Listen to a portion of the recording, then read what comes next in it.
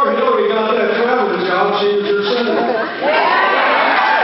And we came here, you know, to the state fair every year. And I got to meet with your farmers, and that's the only time Hillary ever asked me to do anything. Because I grew up in a farming state, and I had fascinating conversations about that. And I probably consumed more dinosaur barbecue.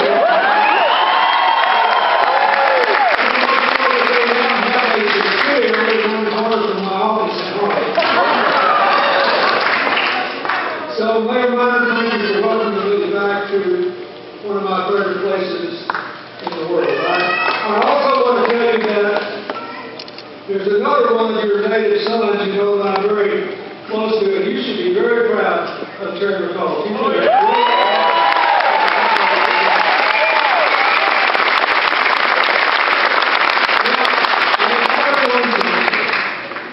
Since I've been here, I was standing back there with Dan, listening to Abby talk.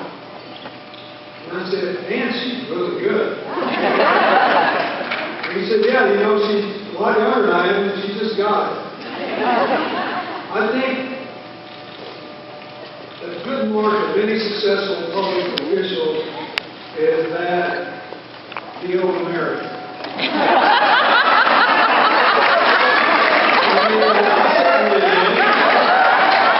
And now I've got 3 women in my family that are going to put me in shape.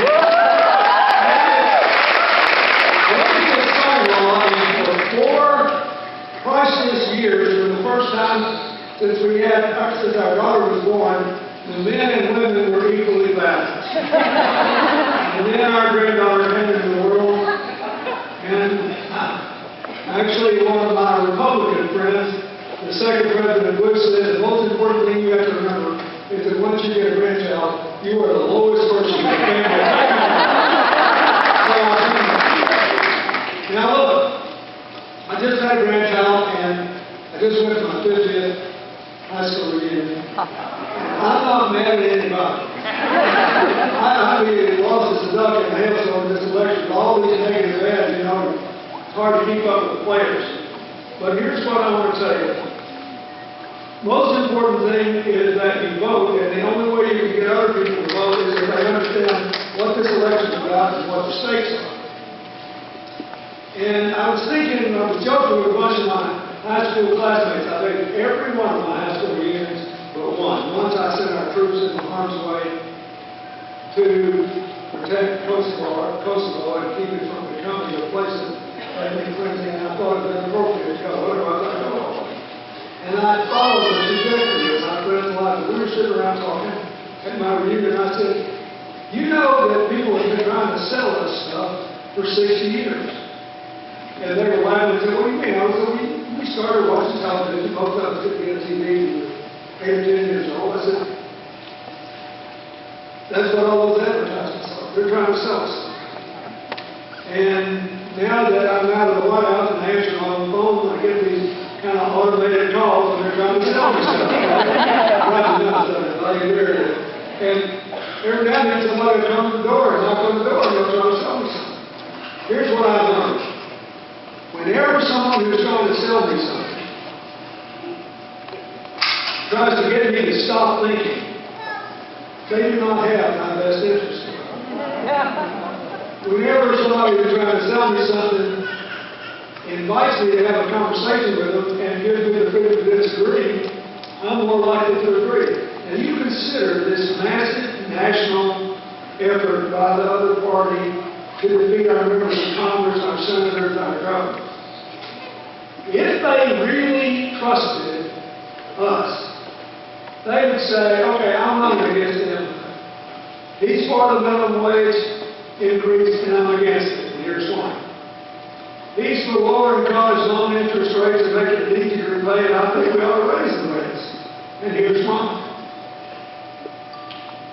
He's for investing more in early childhood education and in making it easier to get both academic and technical education so we can train people for jobs that are actually open in America.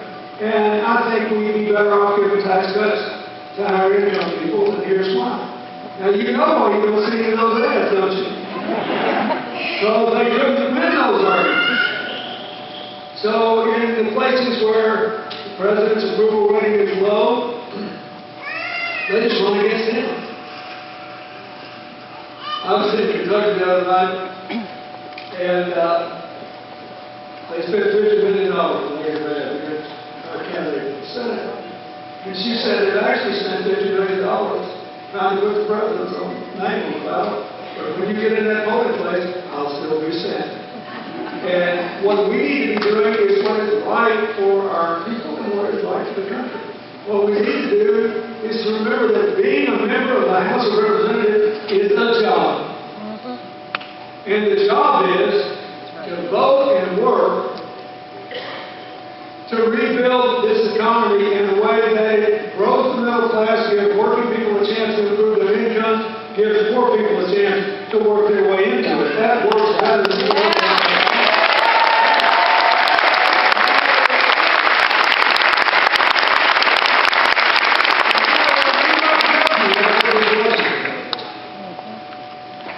And I don't know anymore whether anybody can convince anybody of anything. And I know that the unlimited amounts of just negative drumbeat have got everybody down. But here's what I want you to know. And I'm not running for anything. But I understand something about the economy. I hope you think that's true.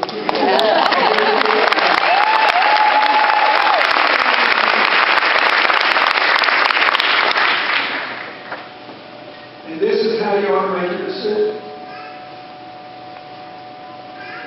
We had a terrible thing happen to us on September 15, 2008, in that financial crisis. And we weren't in great shape before then. On the day before that crash, median income, the one in the middle, median family income, adjusted for inflation, was already lower than it was the day I left office. And 90% of the gains of the first decade of this new century had gone to 10% of us, 45% is just 1% of us the day before the crash. Now, these financial crashes are terrible. People are scared to loan money, people are scared to borrow money, people are scared to spend money. Everything just sort of shrivels up and people get into a crouch. And you have to work your way out of it. On average, over the last 150 years, this is very important. On average, over the last 150 years, in the United States and other wealthy countries, it has taken 10 years for countries just to get back to where they were the day before the crash. It is 10 years to recover the same number of jobs they had and begin again. In America, we got back last month, 6 years after the crash. We recovered our jobs and we were back.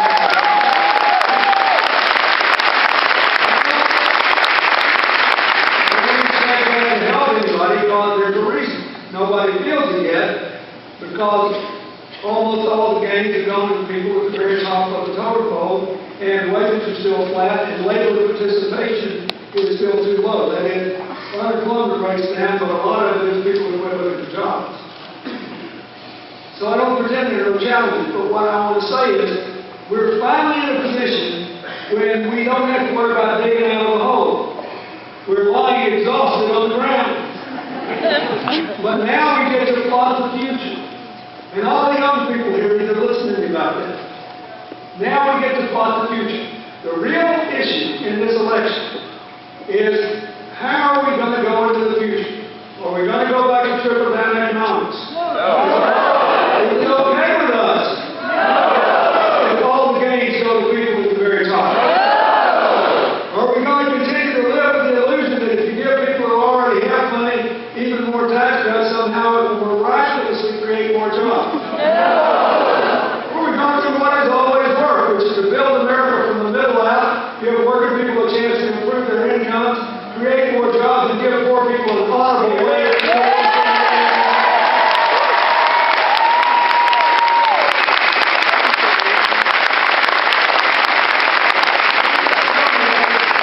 This is not So, Dan Maffei is not a negative guy. He's a positive guy. He knows he's got a job. And he knows when you have a job, A, you've got to be for something. Like he's for the minimum wage, for equal pay for women for equal work, for affordable college, for investments in infrastructure, for preserving the jobs that you have got, and he's worked hard, unlike he hard and a lot of other things. He's really done a lot of work in his business.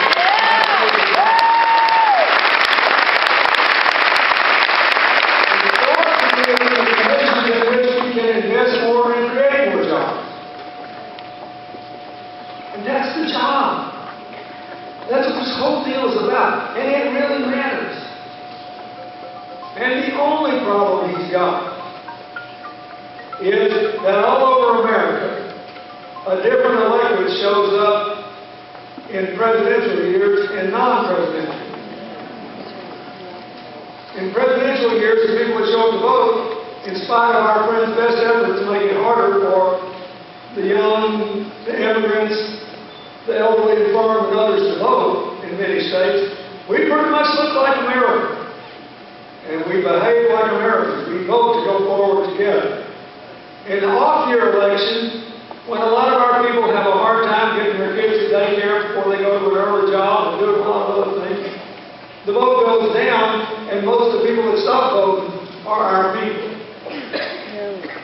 Otherwise, we wouldn't be having this rally tonight. And New York, because we don't have advance voting, has one of the steepest drops from presidential years to non-presidential years. You cannot let that happen.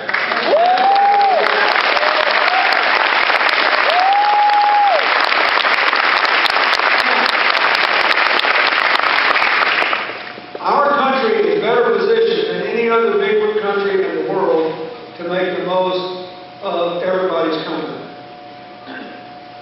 Because of a thousand things. Because of our universities like Syracuse. Because our kids are doing better in school. More of them are graduating. You wouldn't know it from the headlines, but it's true.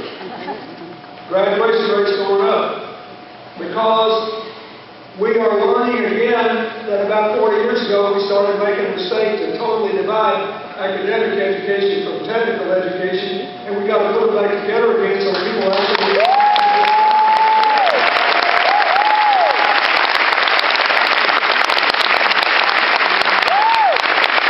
because we now know that the children of working families without themselves having had higher education, without being able to afford preschool on their own, if we don't have preschool slots available for their kids, then when my granddaughter starts kindergarten, she will have heard 30 million more words than the children of these good working parents are doing everything they can just to keep body and soul together and pay their way. That's why Dan is for preschool education for all of America.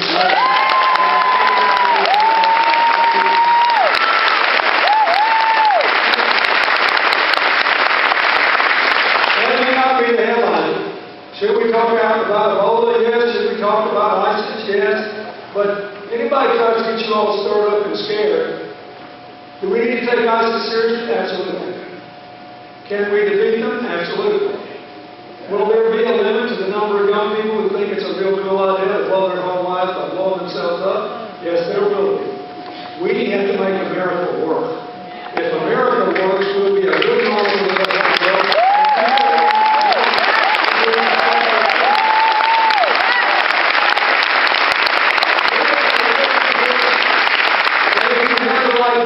We don't care what your race is, we don't care what your gender is, we don't care what your religion is, we don't care what your sexual orientation is. You can be part of our community if you're willing to work hard for it.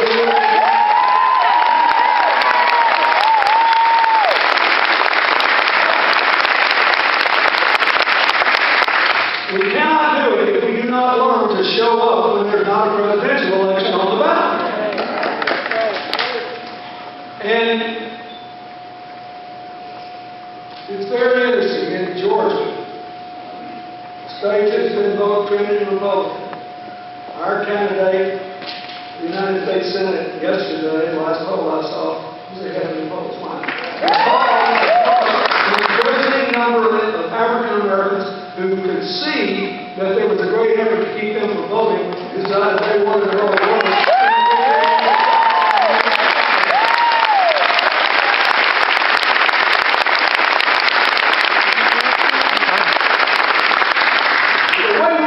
Respond to emergencies as a country is like grown-ups.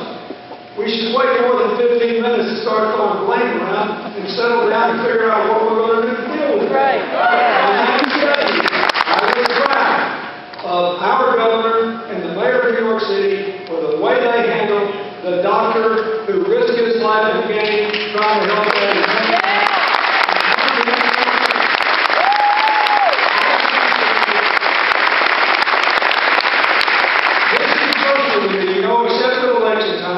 My life is our foundation, and it's been wonderful to have Hillary and Chelsea involved in it the last couple of years, but we had 4 people in Liberia who were there running the AIDS program, and the president asked if they could please stay because they had no health care system. And so they're there, and thank God so far they're all uninfected. And they're helping those people.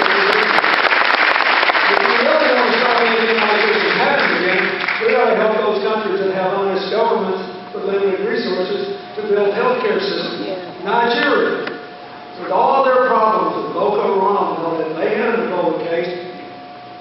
Faster than you could say Nigeria, they had 500 doctors visit 19,000 homes, isolate everybody that needed isolated, not a single person got it, and they just been declared Ebola free.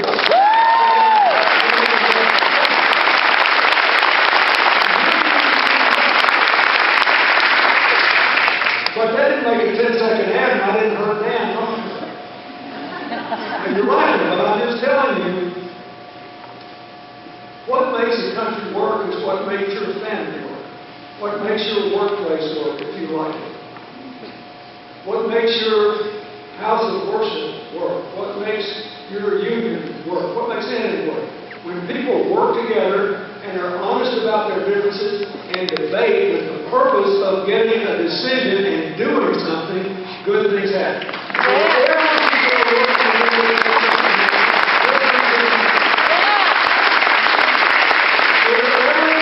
People spend all their time fighting and trying to build big walls between themselves, good things don't happen. So the political model that is operating in this off-year election designed to divide us and to make us so upset that steam comes out of our ears is not good for us. And the people that want you to stop thinking do not have your best interest in us. You do not need to be afraid. You need to be determined. You need to be hopeful about America's future. I'm telling you, I spend a lot of time. We work. We sell the world's least expensive eggs in 70 countries. I work with farmers on 3 continents. I'm out there all the time in very remote areas. I work with people who make less than $1 a day. And we've found a way to increase their incomes in 1 year 5-fold.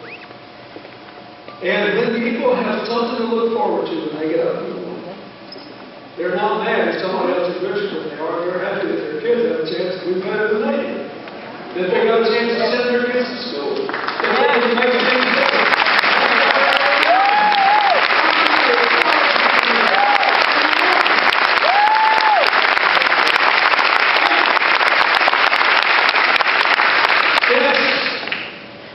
We have some people in my demographic here, besides me, people over 65. I can tell you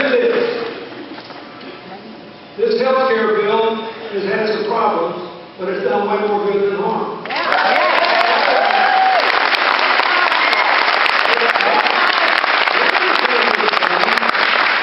Is to cut the cost of Medicare and Medicaid and overall health care delivery by improving health care delivery, paying people for performance, not by procedure, and helping seniors stay healthier. We are going to use, the taxpayers are going to save by 2020 $188 billion.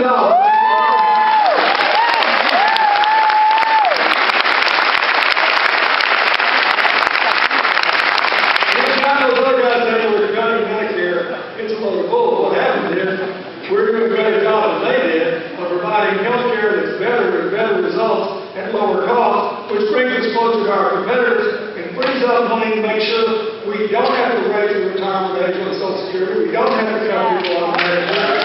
We get insurance to roll together.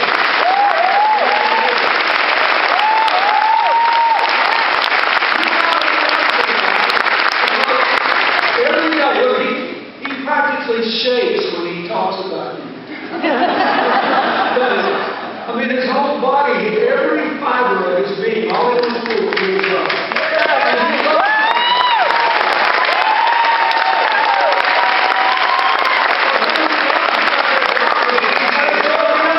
Or he gets somebody else a job, or he gets somebody a better education. He doesn't love the opportunity to cook up some popular man he had that will get you to stop thinking. He wants you to think. Because he wants you to grow, to prosper, and to do it together. I'm telling you, he has earned re-election. And the only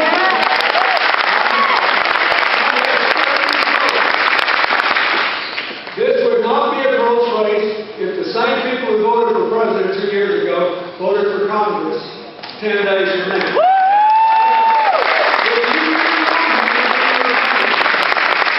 I want you to think about this.